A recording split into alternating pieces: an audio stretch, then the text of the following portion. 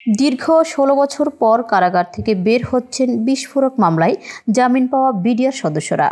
বৃহস্পতিবার ঢাকা কেন্দ্রীয় কারাগার থেকে মোট ৪১, কাশিমপুর ১ থেকে ২৬, কাশিমপুর ২ থেকে ৮৯ জন, কাশিমপুর হাই সিকিউরিটি থেকে ১২ জন সহ মোট ১৬৮ জনকে মুক্তি দেওয়া হয়েছে। এ বিষয়ে অতিরিক্ত কারা মহাপরিদর্শক কর্নেল মোহাম্মদ মোস্তফা কামাল গণমাধ্যমকে বলেন, ১৬৮ জনের তালিকা হাতে পেয়েছে কারা কর্তৃপক্ষ। এরপরই বিডিআর সদস্যদের মুক্তি দেওয়া হয়েছে। এর আগে গত ২১শে জানুয়ারি ঢাকার বিশেষ ট্রাইব্যুনাল ২ এর বিচারক মোহাম্মদ ইব্রাহিম মিয়ার আদালত জামিনপ্রাপ্ত ১৭৮ জন আসামির নাম প্রকাশ করেন।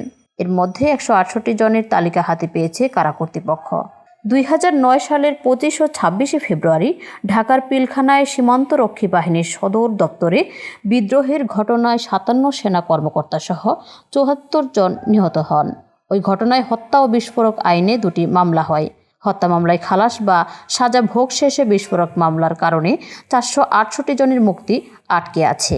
হত্যা মামলায় ৮৫০ জনের বিচার শেষ হয়ে ২০১৩ সালের ৫ই নভেম্বর, যেখানে ১৫২ জনের ফাঁসি ছাড়াও ১৬০ জনের যাবজ্জীবন ও ২৫৬ জনকে বিভিন্ন মেয়াদে কারাদণ্ড দেওয়া হয়। এছাড়াও খালাস পান ২৭৮ জন। Desk report, ITV Bangla.